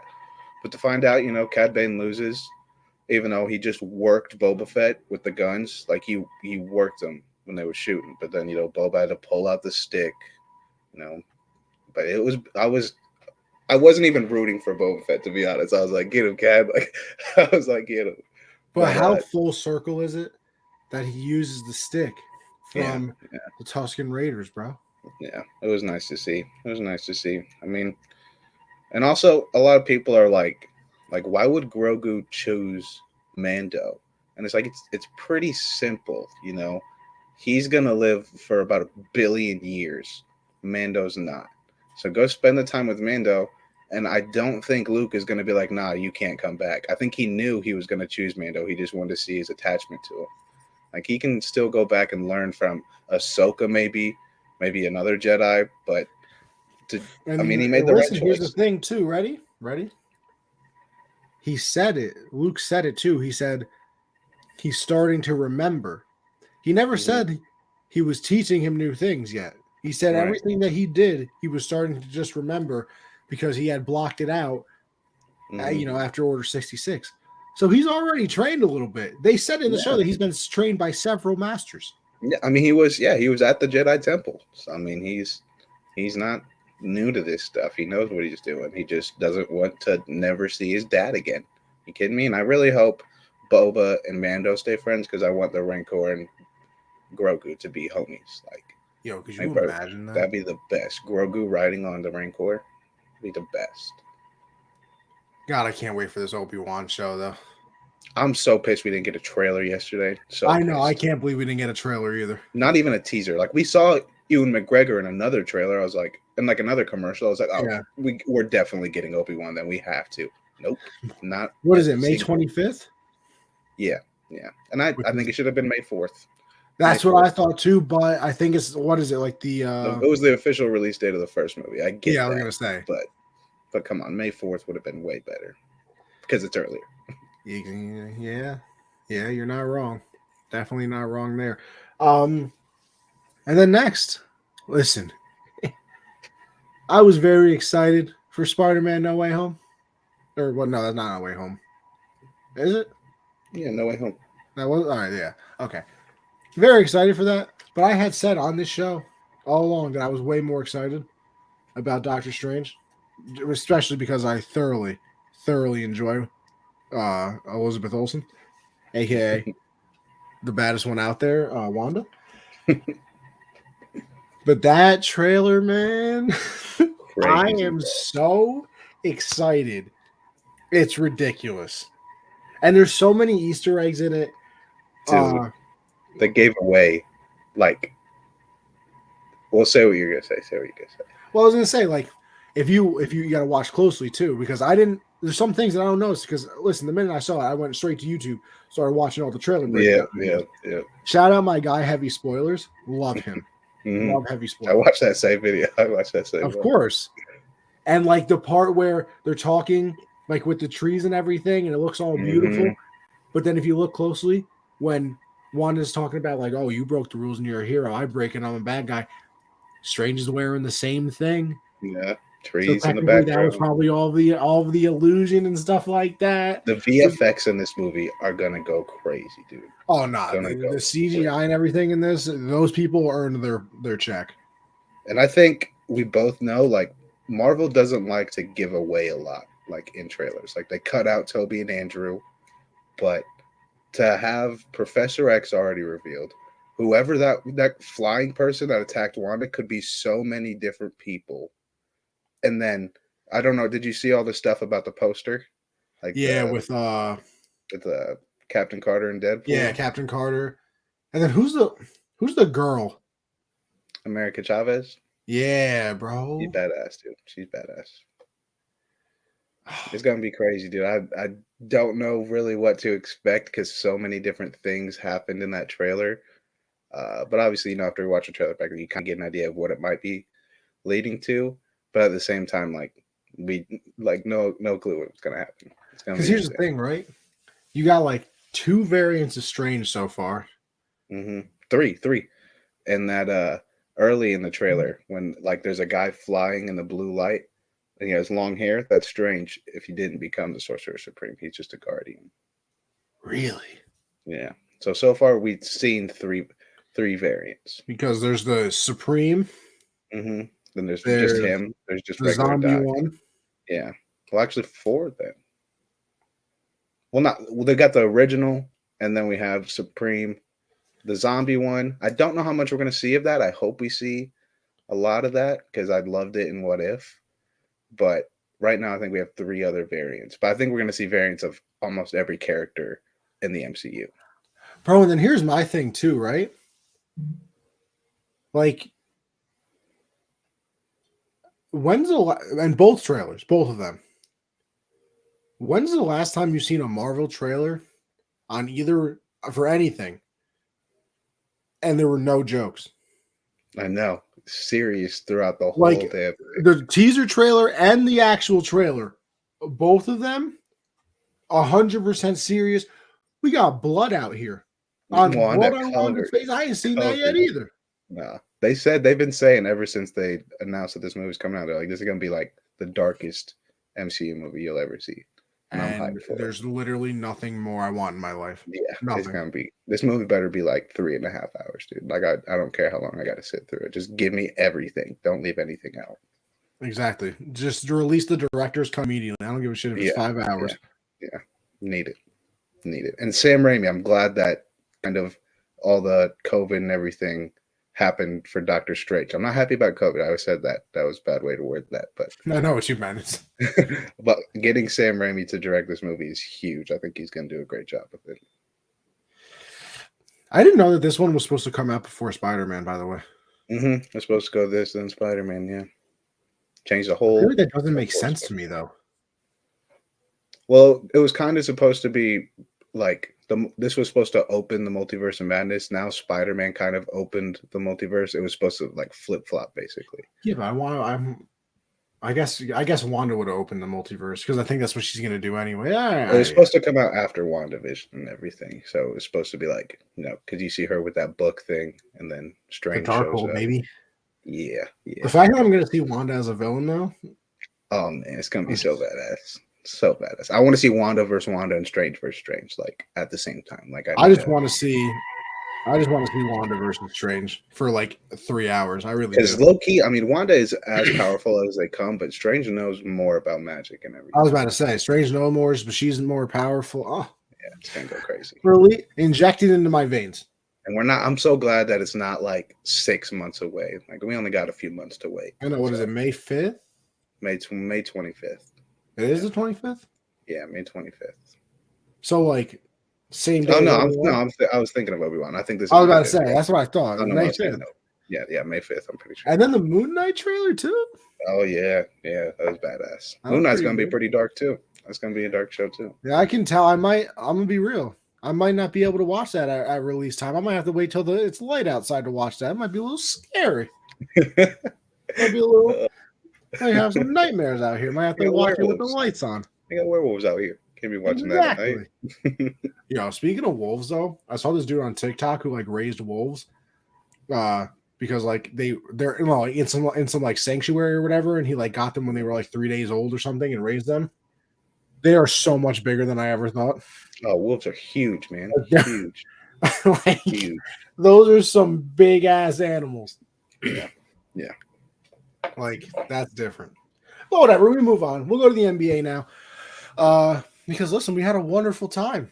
We had a wonderful time at the trade deadline. Usually I'm not. I feel like the NBA trade deadline never does it for me. But this year it obviously did. And we all know the big one, the one that we're all here for.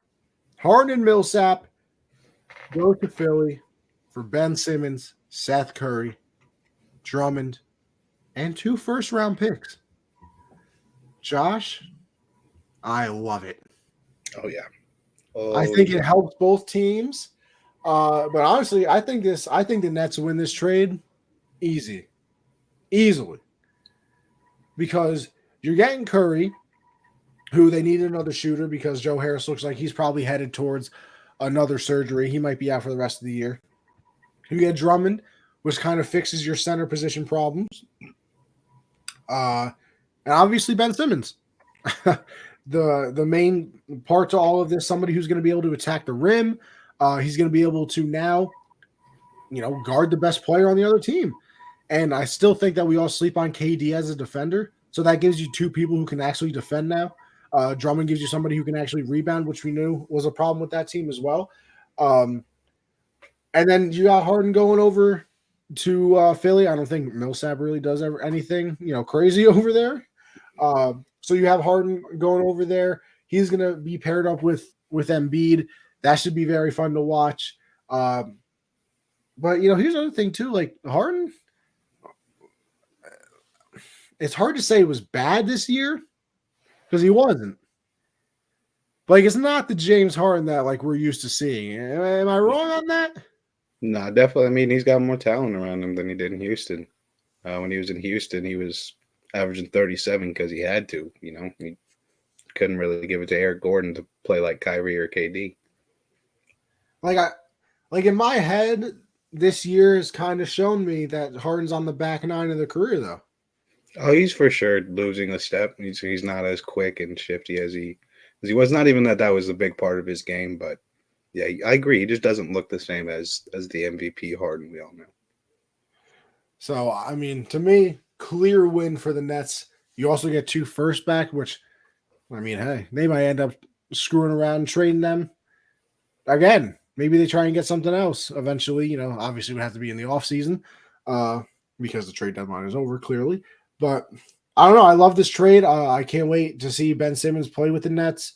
I can't wait for KD to finally get back. Um, I guess we might not know when he's coming back because when Ernie Johnson asked him, he just said no, which is interesting. And by the way, when he could have drafted Harden, but he drafted who did he draft? Oh, Gobert instead. Top 5 moment I've ever seen. God, was Yeah, that good. yeah. And I love that Charles kept talking about it too. And then this man LeBron goes, "Well, is he going to play?" Chuck goes, "Oh, he just got traded. His hamstrings were way better." Yeah, they're like, he's putting icy out right now. But yeah, I think both teams win. I obviously long term it looks much better for the Nets, and this is kind of a all in move for Philly because he already accepted his player option for next year, which means he's probably going to get that supermax from them. They're already paying Joel a bunch of money. They're paying Tobias Harris overpaid a lot. So as far as they're lucky they have young pieces like Matisse Thybulle and Tyrese Maxey who don't need deals for a while. But outside of those guys, which is only like 6 guys, that's 5 guys actually. That's not even players that are all gonna like fill out the roster. You're gonna have to get a lot of cheap players. It's gonna look a lot like what the Lakers are going through right now. But obviously, if you can get a ring out of it, it's huge. I'm excited to see this duo. I think people are really, really kind of because just because they're 2 great players does not always mean the fit is really good. Like the fit with LeBron and AD is really good because LeBron is not only a playmaker, but like he's good on the pick and roll, and AD is also good at both. Joel is not a pick and roll guy. Harden is a pick and roll guy. Obviously, they can both do other things, but I don't expect the fit to look beautiful day one. I think it's going to take a lot of feeling out to do. Harden said he's out throughout this weekend's All-Star break, but it'll be fun to see for sure, especially in the playoffs. And March 10th, the return. So we'll get to see that. Hopefully the stars are out for Brooklyn as well, but I doubt it. Maybe if Ben comes back on that day, that would be hilarious to go play against Philly. But I don't see that happening. But yeah, I think it's good for both teams. I think it works out for both them. But Harden, I think we need to stop hating on Russ so much for jumping teams and shit. Harden Oh ain't no, found a home in a minute. bro. And is this the biggest failure of a big three ever? Yes. Like 13-3 in 16 games. You only played 16 games and it's broken up. That's insane. And you know what? The craziest part, you blame Kyrie. Kyrie's the reason this happened. Kyrie's, I mean, I think it's a mixture of things. Kyrie obviously is the ringleader of this because he's only being able to play like below half the time, basically. And then you look at the injury last year, all the injuries going on. I mean, it sucks, man. It sucks. No, but I think Kyrie's the reason this all happened for the simple fact of, like, people forget that last year he just left the team and never explained Yeah. why. Yeah, he was just out. Like, he never explained why it happened. And then obviously now he won't get the vaccine and everything going with that. So, what's his name? Now, so Harden's mad about that. But obviously Harden's not going to come out and be like, oh, yeah, well, but he kind of did. He kind of did, because you got to remember, he said, I would give it to him myself if I could. Yeah. So you kind of know where Harden falls on the situation. While he's not going to come out and just be like, he's an idiot, I want to get him, blah, blah. Like, he's Harden's very smart. Harden's very smart of what he says and like what he does, because he never even really asked for a trade, never formally requested one. It was just always speculation, and he just was really good at showing like, I'm unhappy here. And then when they asked, he's like, no, I love it here. He's a bitch, though. He's for sure a bitch. For sure. Always has been. Always. Well, no, and I think when OKC gave up on him, he started becoming a bitch. Like, the way he handled the Rocket situation, bitch. Mm-hmm. They gave him an option of where to be traded to, Philly or Brooklyn. He chooses Brooklyn. And then I don't like it here. I don't want to be here. Yeah, and that's the thing that annoys me too, though. Like, he never had the guts to just come out and say, like, I want to be traded, because he was scared of the backlash for asking off of two teams in 2 consecutive years. He was scared of it. Like, really, be a man, bro. Step up. Say it with your chest. I don't know, man. I don't know. But I want to get to my winners and losers, because there were a lot of trades that went down this week, and a lot of surprising trades. Probably the 2 most surprising to me, Kristaps Porzingis and a second-round pick for Spencer Dinwiddie and Davis Bertans. I think that is a terrible return for Kristaps Porzingis, and the fact that they had to give up a pick along with it. They basically just traded for another Maxi Kleber, a guy who's supposed to be a big man that shoots, but they suck at shooting. And not only that, Bertans is making $70 million. Spencer Dinwiddie has been terrible for the Wizards. And when you think about it, this is probably for the playoffs. Luka's going to have the ball in his hands for 40 minutes a game in the playoffs. Spence is an on-ball guy. He's not a great off-the-ball player, so that doesn't really do shit for you. But I love it for the Wizards. I think the Wizards win this trade. Like I said, Spence and Bertans are making a lot of money and weren't doing shit. If you can get that upside from Kristaps alongside Bradley Beal. You mean Mid-Zingas? I mean, he has been bad, but I mean, if they can figure out how to bring that former All-Star out of him, they easily win this trade, because instead of paying 2 guys a lot of money, you're paying 1 guy a lot of money. So I think it's a win for the Wizards for me. And then this trade just makes no sense to me. Sabonis, Jeremy Lamb, Justin Holiday in a second for Tyrese Halliburton, Buddy Hield, and Tristan Thompson. I think if, like, the Kings just became the Pacers, like, that's all they did. They were like, hey, we suck, you suck, but we want to be you guys and suck. So they give up a very young, talented player who, if they even told the rest of the league, hey, this guy's available for trade, they get a way better return. Like, not that Sabonis is a bad player. He's a very good player, but he doesn't turn around a franchise. He's not making you into a contender. If you put Tyrese Halliburton on the trade block, he's making no money. He's been very good this season, arguably the best player on the Kings. You're going to get a much better return from a team that could really use a guy who's on a cheap deal and can contribute right now. And then you give up Buddy Hield too. I was going to say, and with the Buddy Hield package. Yeah, you give up Buddy Hield too, who's probably been the 3rd best player for the Kings. I mean, Tristan Thompson's a throw in there, but I think that. Let me tell you something, though. The funniest thing I've ever seen in my life almost was some tweet that was like, I haven't seen a basketball related Tristan Thompson story in 5 years, and I was crying because it's such a fact. It is. The man hasn't done anything in the league, but he's all over the place outside the league. But yeah, I think this is clear win for the Pacers. You knew they were gonna. We said it before the trade deadline. What we thought would happen. We thought the Pacers were gonna blow it up after the Caris LeVert trade. And if you're starting a rebuild, I wouldn't even really consider it a rebuild anymore because you have Tyrese Halliburton, you have Chris Duarte, who they drafted, who's an excellent shooter, and he's been playing good this year. You don't have to get rid of Brogdon and Miles Turner anymore because you're going to have a top pick still this year because you're not going to get yourself into the playoffs just because Reese.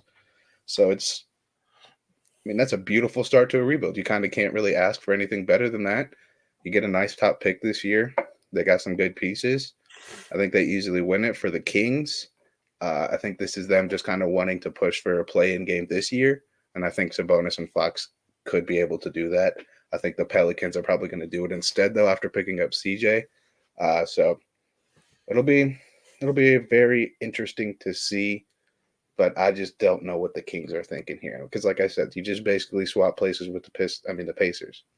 You got Sabonis and a couple good pieces around them. That's not going to do anything. Listen, I'm going to go with two different losers, and it's teams that didn't even make trades. Didn't even make them. The Knicks and the LA Walkers, as I like to call. I just don't think the Knicks. It shocks me. The Knicks. That's what I'm saying. Like, you had all this momentum last year. You had people building you up this year, and it hasn't worked, and you still did nothing. Like, you did literally absolutely nothing. Why? Yeah. I don't get it. I mean, like for the Lakers, I get it. They didn't really have a lot of room to do anything. And I'm tired of people acting like Taylor Horton Tucker is the next LeBron or some shit. That man is ass. So quit telling me his value is super high because he's young. He's playing a lot, and he hasn't really shown a damn thing. He misses layups all the time. He takes bad shots. He's a solid defender, and I mean he's going to be an okay player, but they're valuing him like, THT and none for like Kristaps or something. Like, get out of my face with that. Are you stupid? Like, it's just not going to happen. But the Knicks is just so surprising. They got players they can move that have value. They're not playing well for you, so go get some other guys. Go do something. I mean, you traded for Cam Reddish and you don't play him, and now you're just not going to do anything else. Like, it just doesn't make sense. Yeah, I mean, I thought honestly, I thought they were going to move Randall. I really did, because it's kind of gotten toxic to the point of like. That was another player the Lakers fans were saying THT and none for. It's like, if they were trading for Randall, I thought I really did think that a Randall for like Westbrook type of situation was going to happen. I really did. Yeah, I think it would have benefited both teams for sure. Yeah, I mean, you get for the Knicks, you get people like Toppin and everybody more time to play. The Lakers get rid of, Westbrook that they haven't had a good time with, and I mean, I don't know what you do with the Lakers. What do you run AD at center? You run. He hates that. Yeah, I know. Well, he's also soft as butter, so he probably couldn't do it.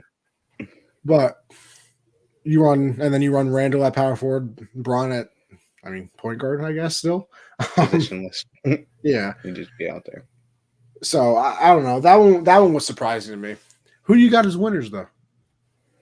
Yeah, I'm going with winners. I have the Hornets picking up Montrezl Harrell for Vernon Carey and Smith. I know people wanted them to go get a big man that can defend the paint better. That's not exactly Montrezl Harrell, but I think, currently just having Mason Plumlee as a center is not ideal. Yeah, and Montrezl says he's having the funnest time playing basketball in a long time. So I think that's a huge pickup. I do think people overvalue energy, like a energetic guy. I think that's overvalued in the league because if you're dog shit, but you're running around like Pat Bev does, you're not really doing nothing. But yeah, I think it was a good pickup. I think it's going to work out for them for a while. The Celtics getting Derek White for Josh Richardson, Romeo Langford in a top 4 protected first. I love that for the Celtics. Josh Richardson has not been good for them. Romeo Langford, I can't really call him a bust because he fell in the draft and just hasn't really done anything for him. And I think Derek White's huge.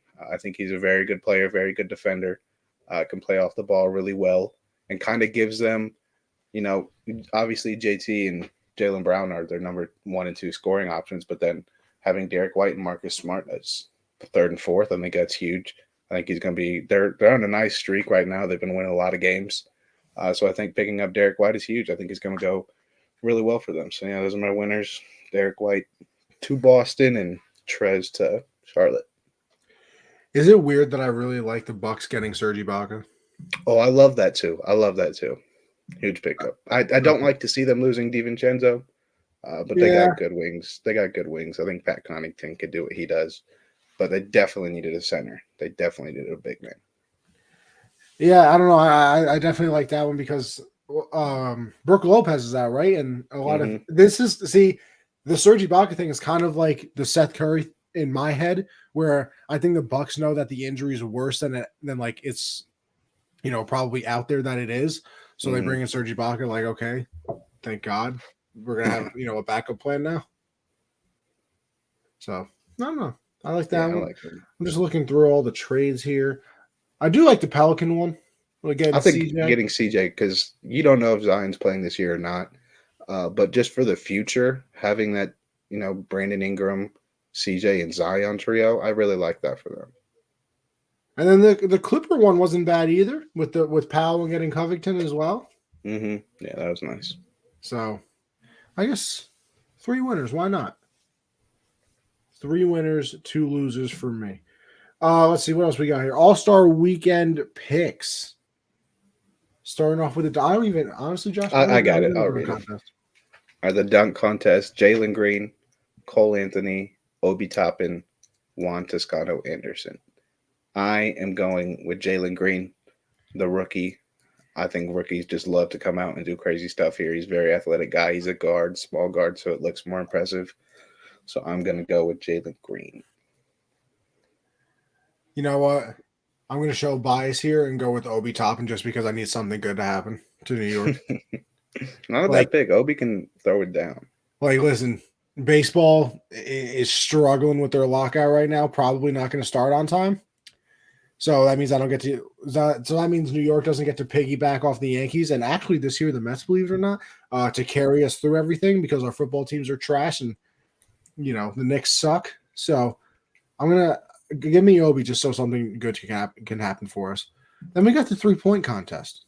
Yeah, Desmond Bain, Luke Kennard, Zach LaVine, C.J. McCollum, Patty Mills, Karl Anthony Towns, Fred VanVleet, and Trae Young. Can I first off say that this is the worst lineup I've ever heard? I strongly disagree. I really like this lineup. Maybe it's because I'm not locked into basketball like I should be. Yeah, they're not big names, but guys like Desmond Bain knocked out. And do you know who has seen Desmond Bain? Have you ever seen him? Not one He's time. fucking jacked, bro. Like jacked. And he knocks down threes with ease. It's insane to watch. But yeah, him. I think I'm gonna go.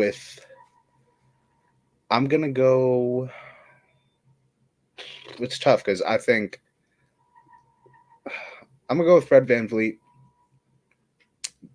Yeah, I'm gonna go with Fred VanVleet. I just think he's his first real All-Star weekend. He is an All-Star player. I think he's gonna show out. But Trae Young, Patty Mills, they can go out and put on a show too. So it'll be very interesting to see. I'm going with Trae. I'm gonna go with Trae, and then he's gonna win the 3-point contest and get a new hairstyle all on the same night. Hell no, he can never get rid of that hairstyle, man. Oh no, he's gonna do something. Because he can look ugly bald, so he can't go bald. Have you never seen photoshops of him bald? Oh no, I haven't. It looks goofy, man. Actually, no, he kind of looks like Aang. Now that's tough. That's a tough life then. Yeah, I want to see an NBA player just pull up with the Yang on one time. That'd be badass, dude. Someone got just a tat of blue that. paint. Is that like against the NBA rules or something? No. I mean, yeah, probably wearing paint is against the rules, but if it was like a tat. Imagine getting a avatar tat. There's got to be someone out there that has it. Oh no, there 100% is. I can guarantee it, but like, But interesting decision. And then we have our All-Star game itself. I think And I have seen LeBron's the teams. Team Yeah. LeBron's gonna kick the dog shit out of them because KD's Yeah. out. Like they're gonna kick. And first of all, he got Giannis and Steph out top plus himself. Like he's that team's gonna kill him. Gonna kill them. Like, I don't understand, like, what is going on. Like, Giannis last year when he drafted his team, awful. Like, I could have drafted a better team easily. Like, KD, I could have drafted a better team than you too, bro. Like, what are we KD doing? don't give a shit though. KD don't give a. Oh no, he did not give a shit. KD would have rather been anywhere else on the planet Mm-hmm. than on that TNT draft show. But it was so funny though. I mean, I'm just so glad it worked out the way it did with Harden last. That was so good because he didn't even need. He had, and then like I said with the Ernie, yo, how's your can I ask you how your rehab? No. And it's funny because he had already drafted Jokic, already drafted Cat, and he's like, it was Gobert and Harden. He's like, I need some size. I need a big man. And I was like, oh, bro. It was so funny. And LeBron did that shit on purpose. Absolutely. That was so funny. There ain't no way that Harden should have been the last pick there. No. LeBron was doing it. He would have taken. The reason Harden's always like Harden and Gobert are always last because what does Rudy do for you in an All-Star game? Nothing. And Harden wants to do everything in the All-Star game. So that's why it usually comes down to those two guys. Like, I literally think that LeBron would have picked Grayson Allen over anybody just so James Harden would be there at the end. Yeah. Like, he would have picked any NBA player just to make sure that Harden was there at the end. Yeah. Fantastic. Very funny. All right. Josh, I think that's the show. Broke down the Super Bowl. Talked a little, Star Wars and Marvel. Talked a little NBA, some UFC. We do it all here. We're pretty well-rounded. I'm just saying. We're very good at this. But with that being said, like I said, we're going to end the show here. And Josh, before we do that, I got to, where can the people find you? I got to make sure that everybody knows where you are. Yeah, follow me on Twitter at Jolin_4. Make sure you go and subscribe to the YouTube channel. Appreciate everybody showing up in the comments today. Had some great interaction and conversations. And head on over to Underdog. Use code GenZ, double your first deposit. They're giving away free money all the time. You're already getting free money when you sign up. And then they're doing props that to put money in your pockets, man. So, tune in Monday, 7 Eastern. As for me, Anthony Conover _ over there on Twitter. You can also follow this show right there at Gen Z Sports. Tuesdays, obviously we do this Monday, 7 Eastern every week, breaking down everything. Tuesdays, I do the hard count with me and CJ, who we had some wonderful interactions with the comments today. That's everything in the football world. So obviously we're going to go even deeper into the Super Bowl, offseason, everything like that. All because it's that NFL offseason. That don't mean the show stop either. Don't worry, we'll still be here. Thursdays, I do Backstop Banter, which is the baseball edition of the hard count. Everything in the baseball world will break down the lack of negotiating skills that the MLB and the MLBPA have. So we'll get into that. That's about it. Anthony _Con over there on Twitch as well. And like Josh said, make sure you go over to Underdog. Use code GenZ. Double your first deposit up to $200. Some free bread over there. Okay? So with that being said, I will end the show there. Josh, another wonderful episode if I say so myself. And listen, people, we'll see you next week.